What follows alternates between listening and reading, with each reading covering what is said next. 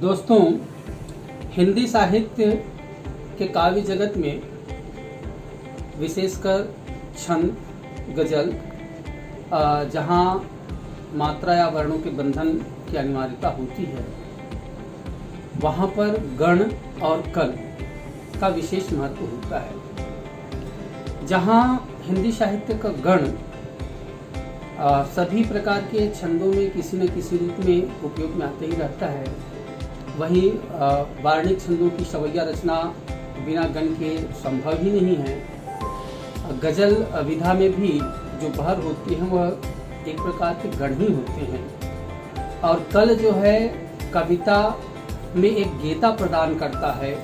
तो दोनों के महत्व काव्य जगत में विशेष है। इसी महत्व पर आज हम विचार करेंगे, इसी विषय पर आज हम जो है चर्चा करेंगे।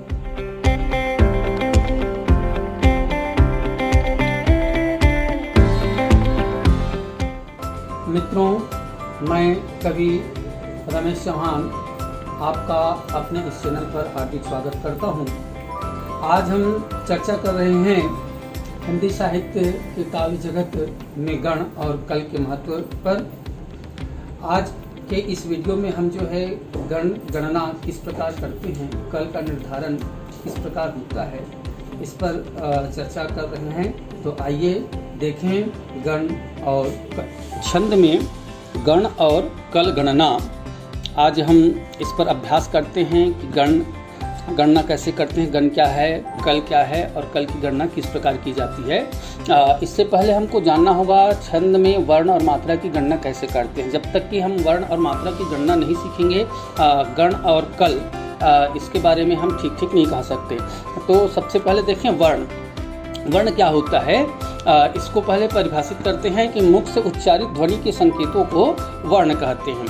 साधारण रूप में कहें तो हिंदी वर्णमाला के सभी वर्ण ही वर्ण होते हैं। इसे ही जो है छंद व्याकरण के दृष्टिकोण से वर्ण कहा जाता है, चाहे वह स्वर हो या चाहे वह व्यंजन हो।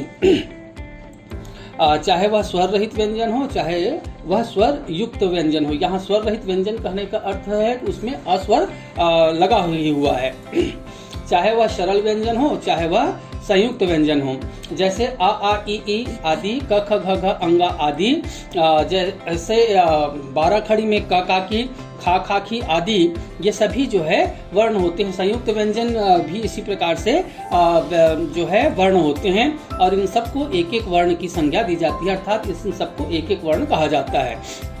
लेकिन अर्धवर्ण की गिनती नहीं होती, जैसे अधक, अधखा, अधगा आदि, चाहे प्रारंभ में आए, बीच में आए, अंत में आए, कहीं पर भी आए, वर्ण की गिनती समय अर्धवर्ण की गिनती नहीं करते। अब कुछ शब्दों में हम वर्ण की गिनती करके देख लेते हैं, जैसे राघव में 3 वर्ण है, रा, घ और व। इसी प्रकार श्याम में अधसा की गिनती नहीं हुई, इसलिए शा और म 2 वर्ण इसमें हुए। और कंप्यूटर में अध, म, अध, प की गिनती नहीं होगी, इसलिए क, यू और ट और र, इस प्रकार इसमें 4 वर्ण हैं। अब देखते हैं मात्रा।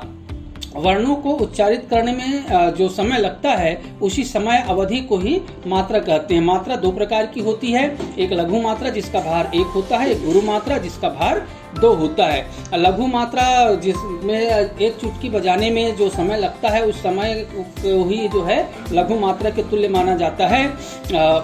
जैसे हिंदी वर्णमाला में अ, ई, उ, ये 3 स्वर और इन तीनों स्वरों से बनने वाले व्यंजन जो है लघु होते हैं। इसके अतिरिक्त री और चंद्र बिंदु से बने वाले व्यंजन जो है लघु होते हैं। गुरु मात्रा, लघु मात्रा से अधिक समय जिस वर्णों के उच्चारण में लगे उसको जो है गुरु मात्रा कहते हैं, जैसे ई, उ, ए, ओ, औ, अम।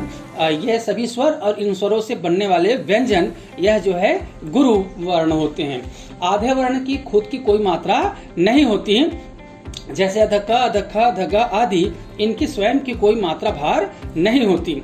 किंतु ध्यान रखना है कि इसका उच्चारण भार किसी दूसरे वर्ण पर यदि पड़ता है तो उस वर्ण को यह जो है गुरु कर देता है। यदि अर्धवर्ण शब्द के प्रारंभ में आवे तो उसका कोई भार नहीं होता, किंतु वही अर्धवर्ण यदि शब्द के मध्य में या अंत में आवे तो किसी वर्ण पर उसका भार पड़ता है, इसलिए उसका मात्रा भार गुरु हो जाता है। इसको उदाहरण से समझते हैं, जैसे स्कूल के प्रारंभ में अधशा आया, इसलिए इसका कोई भार नहीं होगा, किंतु सत्य में जो है अधत्ता बीच में आया, इसका भार जो है स पर पड़ रहा है, इसलिए यह स को गुरु कर देगा।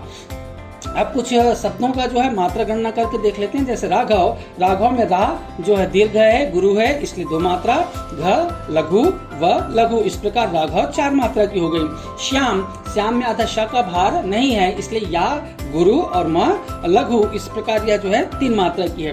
कंप्यूटर, कंप्यूटर की मात्रा भार की गणना थोड़ा सावधानी से समझेंगे कि यहाँ अधा म जो है क को गुरु कर देगा और अधा प भी इसको गुरु करेगा। चूंकि वो अधा म से पहले वो गुरु हो गया है, इसलिए प उसको गुरु ही रखेगा। गुरु से बड़ा कुछ नहीं होता, इसलिए इसकी मात्रा 2 ही होगी। ध्यान रखिएंगे, इसकी मात्रा कभी भी 3 नहीं हो सकती।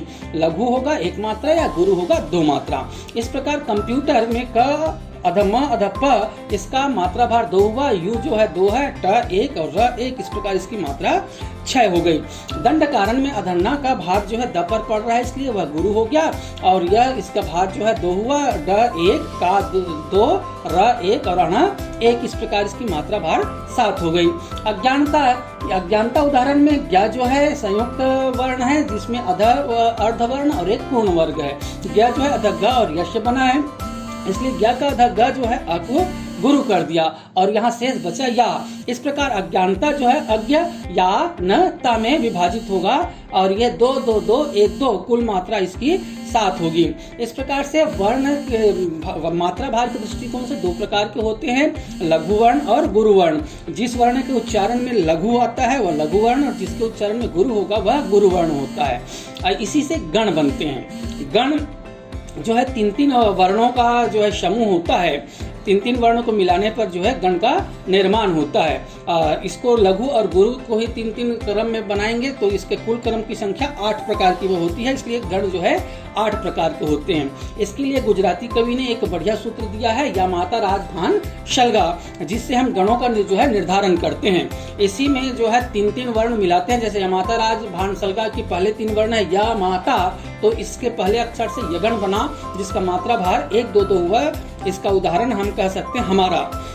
इसी प्रकार मगन मा तारा 2 2 2 उदाहरण के रूप में हम कह सकते हैं हे राधे। इसके बाद आप बनता है तगण, ये जो है ताराज, इसका मात्रा भार 2 2 1, जैसे कि हे राम। रगण राजभा, मात्रा भार 2 1 2, उदाहरण के लिए आपको। इसी प्रकार जगन, जगन जो है जाभान हुआ, जिसका मात्रा भार 1 2 1, इसके लिए उदाहरण शब्द हम कह सकते हैं कबीर।